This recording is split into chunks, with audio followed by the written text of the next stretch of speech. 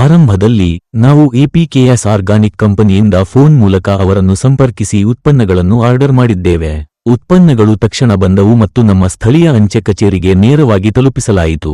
ನಾನು ಅಭಿಮಾನ್ ಉತ್ಪನ್ನವನ್ನು ಬಳಸುವ ಮೂಲಕ ಪ್ರಾರಂಭಿಸಿದೆ. ಹೂ ಬಿಡುವ ಹಂತದಲ್ಲಿ ನಾವು FL77 ಎಂಬ ಸ್ಪ್ರೇ ಉತ್ಪನ್ನವನ್ನು ಬಳಸುತ್ತೇವೆ. ಈ ಉತ್ಪನ್ನವು ಬಲವಾದ ಹೂವಿನ ರಚನೆ ಮತ್ತು ಅತ್ಯುತ್ತಮ ಹಣ್ಣುಗಳನ್ನು ಹೊಂದಿಸುವುದನ್ನು ಉತ್ತೇಜಿಸುವಲ್ಲಿ ಹೆಚ್ಚು ಪರಿಣಾಮಕಾರಿಯಾಗಿದೆ. ಹೂ ಉದುರುವಿಕೆ ದರದಲ್ಲಿ, ವಿಶೇಷವಾಗಿ ನಮ್ಮ ಕರ್ಪೂರವಳ್ಳಿ ಬಾಳೆ ಬೆಳೆಯಲ್ಲಿ ನಾವು ಗಮನಾರ್ಹ ಸುಧಾರಣೆಯನ್ನು ಗಮನಿಸಿದ್ದೇವೆ. ಶುಭಾಶಯಗಳು. ನನ್ನ ಹೆಸರು ಆದಿನಾರಾಯಣನ್. ನಾನು ತೂತುಕುಡಿ ಜಿಲ್ಲೆಯ ಸಾಯರ್ಪುರಂ ಗ್ರಾಮದವನು. ನಾವು ಸುಮಾರು 3 ಎಕರೆಗಳಷ್ಟು ವಿಸ್ತಾರವಾದ ಬಾಳೆ ತೋಟವನ್ನು ಹೊಂದಿದ್ದೇವೆ.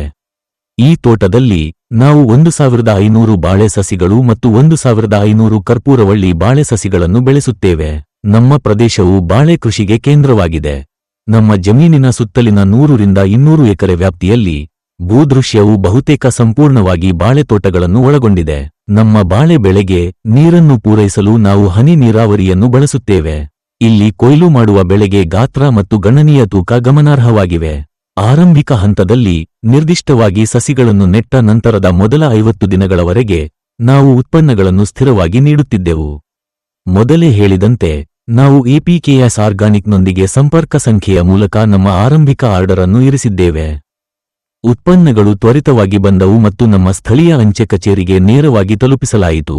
ನಾನು ಅಭಿಮಾನ್ ಉತ್ಪನ್ನವನ್ನು ಅನ್ವಯಿಸುವ ಮೂಲಕ ಪ್ರಾರಂಭಿಸಿದೆ. ಈ ಉತ್ಪನ್ನವು ಸಸ್ಯಗಳ ಆರಂಭಿಕ ಹಂತದ ಬೆಳವಣಿಗೆಯನ್ನು ಬೆಳೆಸುವಲ್ಲಿ ಅಪಾರ ಪ್ರಯೋಜನಕಾರಿ ಎಂದು ಸಾಬೀತಾಯಿತು. ನಾವು ಪ್ರತಿ 50 ದಿನಗಳಿಗೊಮ್ಮೆ ಇದನ್ನು ನೀಡಿದ್ದೇವೆ. ಒಟ್ಟು 3 ತಿಂಗಳವರೆಗೆ ಈ ಕಟ್ಟುಪಾಡುಗಳನ್ನು ಮುಂದುವರಿಸಿದ್ದೇವೆ. ತರುವಾಯ ಬಲವಾದ, ಗಟ್ಟಿಮುಟ್ಟಾದ ಕಾಂಡಗಳ ಅಭಿವೃದ್ಧಿಯನ್ನು ಖಚಿತಪಡಿಸಿಕೊಳ್ಳಲು ನಾವು ಆರ್ಬಿಕ್ಸ್ ಉತ್ಪನ್ನವನ್ನು ಅನ್ವಯಿಸಿದ್ದೇವೆ. ನಾವು 1 ಲೀಟರ್ ಆರ್ಬಿಕ್ಸ್ ಅನ್ನು 100 ಲೀಟರ್ ನೀರಿಗೆ ಬೆರೆಸಿ ಈ ದ್ರಾವಣವನ್ನು ತಯಾರಿಸಿದ್ದೇವೆ ಮತ್ತು ಅದನ್ನು ನಮ್ಮ ಹನಿ ನೀರಾವರಿ ವ್ಯವಸ್ಥೆಯ ಮೂಲಕ ಅನ್ವಯಿಸುತ್ತೇವೆ.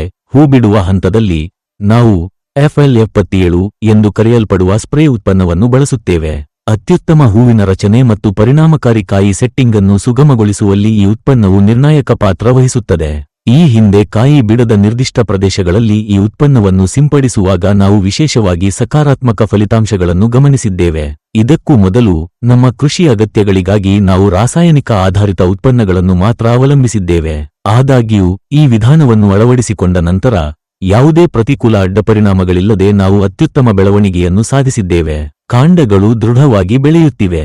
ಹಣ್ಣುಗಳು ದೊಡ್ಡದಾಗಿರುತ್ತವೆ ಮತ್ತು ಗಣನೀಯ ತೂಕವನ್ನು ಹೊಂದಿರುತ್ತವೆ.